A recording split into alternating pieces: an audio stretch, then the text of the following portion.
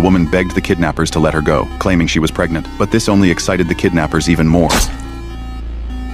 Soon, the body was discovered by the police. The woman's fiancé arrived at the scene. Seeing the bodies of his fiancée and their child, Mike broke down in tears. He swore he would find the killer. Mike's father-in-law was a detective. With his help, Mike quickly identified a suspect. He quietly snuck into the suspect's home and found his fiancée's ring, which confirmed his suspicion. But instead of calling the police, Mike decided to take matters into his own hands. He would avenge his fiancée himself. Soon after, the killer kidnapped another female student. As the man was about to make his move, Mike interrupted him. The two fought fiercely. Mike covered the killer's face with plastic, knocked him out, and shoved a tracker into his mouth. Mike wasn't planning to kill the man. He wanted to make him feel the same hopelessness. When the killer woke up, he went to the hospital to treat his wounds, but soon became infatuated with a beautiful nurse. Under his pressure, the nurse reluctantly began to undress. Just then, Mike arrived again. He beat the killer up once more. The nurse tried to slip away, but Mike called out to her. Right in front of her, Mike severed the killer's Achilles tendon.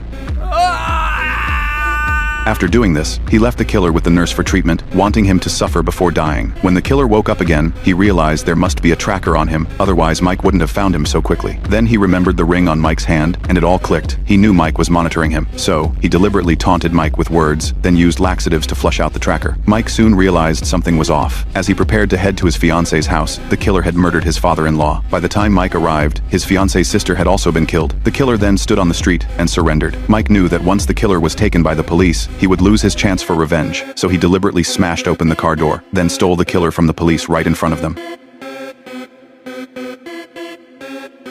In an abandoned warehouse, Mike drove a screwdriver into the killer's mouth, but the killer refused to admit defeat. Mike realized that once the killer harmed his fiancée's family, he had already lost. So, he dangled a cleaver above the killer's head, knowing that if the door opened, the blade would fall. Just then, the killer's family arrived.